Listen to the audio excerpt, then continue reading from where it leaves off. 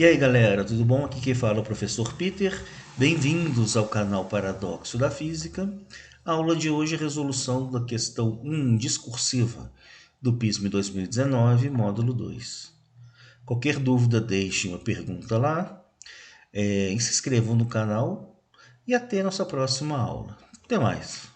Questão discursiva número 1. Uma máquina a vapor, uma máquina térmica, que utiliza a pressão do vapor d'água. Considerando que o calor é uma forma de energia, este pode produzir trabalho.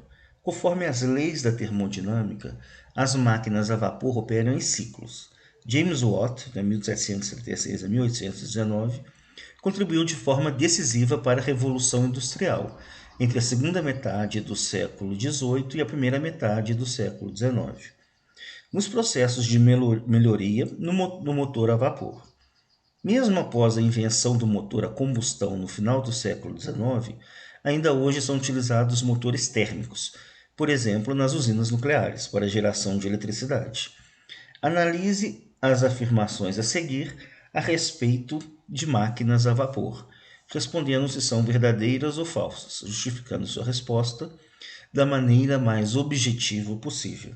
Então tá aí, temos uma questão de termodinâmica envolvendo tanto a primeira lei da termodinâmica quanto a segunda lei da termodinâmica, né? Essas questões normalmente englobam também a parte de calor, calorimetria, né? Então, uma questão com vários tópicos, né, a serem estudados. Então, vamos lá, vamos começar a resolução dessa questão.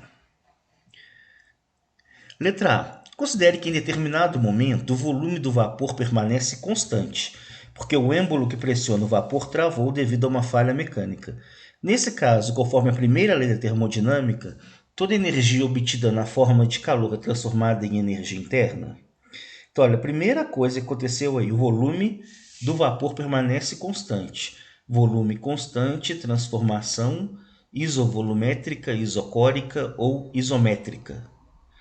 Então, sempre que eu tiver volume constante, uma dessas transformações, a transformação isovolumétrica, isocórica ou isométrica, eu não tenho trabalho, porque o trabalho é a pressão vezes a variação do volume. Então, para que exista trabalho, é necessário que o volume sofra uma variação.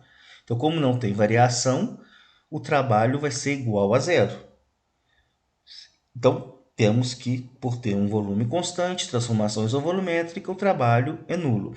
E pela primeira lei da termodinâmica, calor é trabalho, mais a variação da energia interna. Deixa eu pegar aqui o delta. Calor é igual a trabalho, mais a variação da energia interna. Só que eu já falei que o trabalho é nulo. O trabalho vai ser nulo porque não tem variação do volume. Então, se o trabalho é igual a zero, todo o calor vira variação de energia interna. Então, todo o calor é transformado em energia interna. Então, a alternativa está totalmente correta, totalmente certa. Todo o calor vira energia interna. Calor igual a variação da energia interna. Isso porque eu tenho uma transformação isocórica, isovolumétrica ou isométrica. Volume constante. Sempre que o volume for constante, não existe trabalho.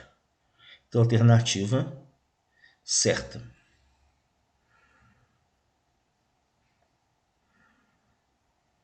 Deixa eu colocar aqui, verdadeiro. Vamos agora então para a letra B. Letra B.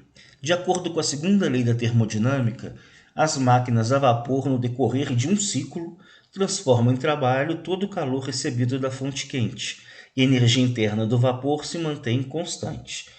Então, pela segunda lei da termodinâmica, o calor que sai da fonte quente é igual ao trabalho, mais o calor que vai para a fonte fria, né? Esse calor que vai para a fonte fria é como se fossem as perdas. E sempre existirão essas perdas, porque não existe uma máquina com 100% de rendimento, tá? Então, a primeira coisa que a gente precisa ter ideia na segunda lei da termodinâmica é que não existe rendimento de 100%.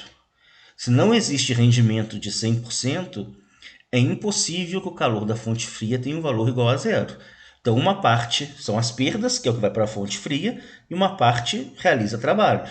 Então, não existe um rendimento de 100% em uma máquina térmica.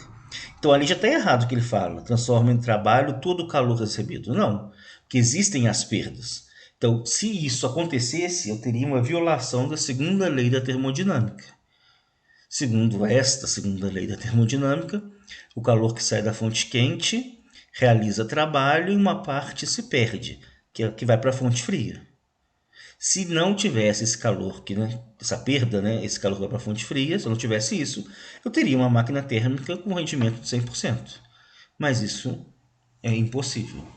Uma fórmula de calcular o rendimento seria essa: rendimento é igual ao trabalho sobre o calor da fonte quente. Se o calor da fonte fria fosse igual a zero, eu teria um rendimento de 100%. Então, alternativa falsa. Essa alternativa, do jeito que eles colocaram aqui, está violando a segunda lei da termodinâmica.